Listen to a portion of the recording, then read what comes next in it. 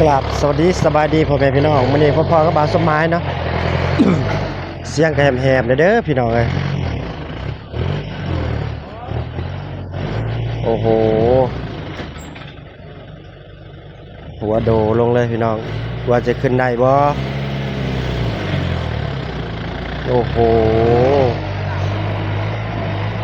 M 9808เนาะพี่น้องเนี่ย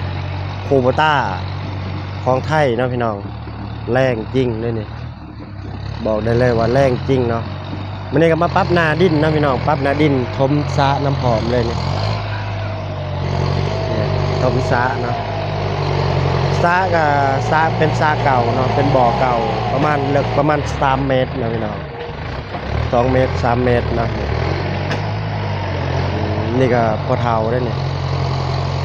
พ่อเฒ่าเป็นคนมายืนคุมลูกเคยเป็นคนถ่ายเนาะพี่น้องแล้วก็เป็นน้องเนาะนี่มียูทูบเบอร์มาพร้อมเด้พี่น้องเอ้ยผมเดี๋ยวไปหายูทูบเบอร์ฟังนั้นเนาะนี่เนาะพี่น้องบ่อกันเลิกประมาณนี้แหละประมาณ2 เมตรกว่าเนาะประมาณ3มาแล้ว2 เมตร3 เมตรเนาะผมเนาะนี่ก็ YouTube คือกันได้พี่น้องเอ้ยนี่เพิ่นก็เฮ็ด YouTube คือกัน YouTube นะเสือเพิ่นว่าฝากไปติดตามเนี่ยชื่อช่องเด้รถไถบ้าพลังหนุ่มรถไถบ้าฝรั่งนะหนุ่มรถไถบ้าฝรั่งเนาะพี่น้องเนาะนี่ก็คือเป็นภาษาไทยก็ได้เนาะฝากติดตามน้องเพิ่นเด้อพี่น้องเราสมัยก็มาฮอดบ้านเป็นที่เรียบร้อยเนาะแล้วก็มารีวิวให้เบิ่งเลยนี่ว่าบ้านเฮาก็จะเป็นแบบนี้เนาะพี่น้องนั่นนี่ธรรมชาติเลยนี่เนาะตอนนี้บ่ฮอดแต่ไสไปฮอดไสนี่200,000 กว่าเด้อพี่น้องเอ้ย200,000 กว่าบาทเด้นี่บ่แม่นฮอดหัวเพิ่นอ้อมไปพุ่นบ่โพแค่หัวไปพุ่นน่ะอ๋อพุ่นเนาะพี่น้องก็ถือว่าใหญ่อยู่ได้พุ่นจนฮอดพุ่นเนาะบอนพอเฒ่ายืนพุ่นเนาะบอนทพอเพิ่นยืนมีต้นม่วงมีก้อไม้สังไผ่เนาะพี่น้องบ้านสมัยเอิ้นไม้สังไผ่เนาะไม้ไผ่ไม้อย่างนี้เนาะมีเบิดโอ้ต้นงิ้วโอ้ต้นอย่างนี้ต้นมะไข่เนาะพี่น้องมะไข่ก็มีเด้อนี่นี่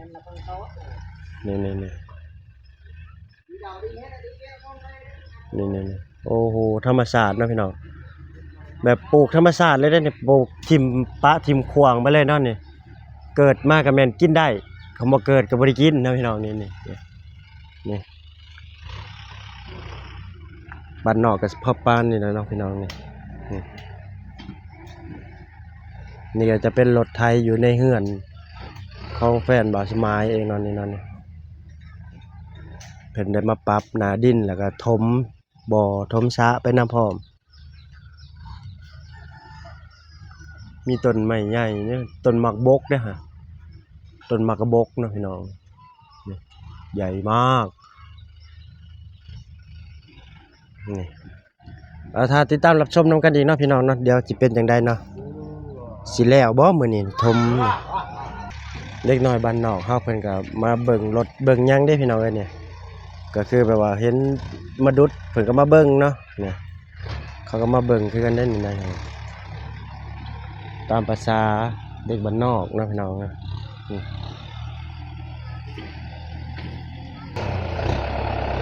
วิจิกรมดินก็อยากลมเนี่ยนะพี่น้องเพราะว่าเ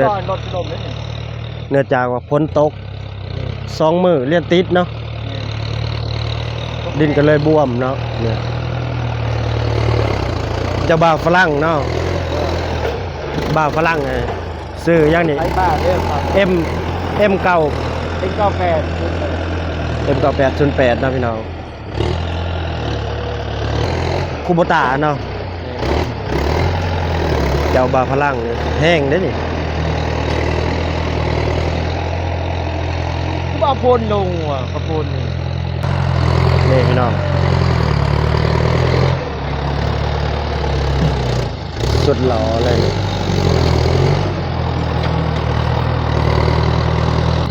รถไฟ หน่อยหนึงเขาจะเบิ่งเท่านั้นจะแล้วมันเป็นคลิปดราม่า เบิ่งพวก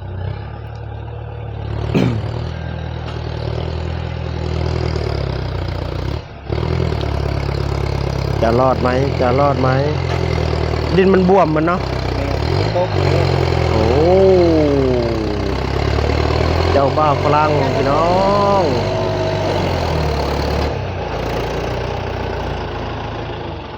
โดโดโดโดโดโดโดโด ที่นั่นก่อนต้องบ่อยกันหมด คนลอยก็รถ คนร้อย แต่รถยังไม่ร้อย เบิ่งเด็กน้อยเพิ่นมาเบิ่งเนาะพี่น้องเพิ่นมาเบิ่งเพิ่นบ่เคยเห็นรถบ่เลยว่าจังได๋ครับมาเห็นมาถ่ายเนาะนี่ก็เด็กน้อยบ้านนอกเฮาก็ประมาณนี้เนาะพี่น้องว่านี่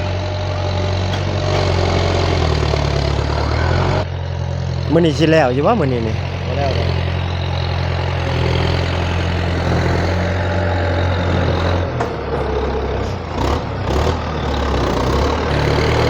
นี่จะถ่ายแล้วนี่เราจะใกล้จะสู้อีกทีหนึงผมจะอะไรเนี่ย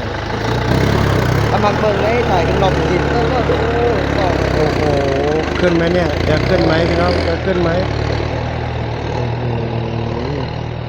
แรงจัด บทท้ายไก่ถ่ายคลิปถ่ายใกล้ๆเป็นกันทำเป็นใกล้ครับ โอ้โห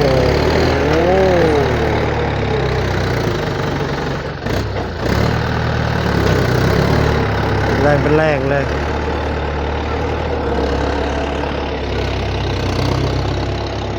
อีก2 รอบ3 รอบเนี่ยติดลมมาจังเลย เอาเนาะพี่น้องคลิปนี้ก็สิได้จบคลิปไปเพียงส่ำนี้เนาะพี่น้องฝากพี่น้องกดไลค์กดแชร์กดติดตามให้หน่อยเด้อครับ อารมณ์ต้นไม้เนาะ ถ้าเบิ่งอีกรอบหนึงเนาะ EP2 เพิ่นสิเอาลงต้นใหม่ EP 2เนาะพี่น้องอันนี้ EP 1เนาะฝากพี่น้องกดไลค์กดแชร์กดติดตามเนาะพี่น้องขอกล่าวคำว่าสบายดีและสวัสดีครับผม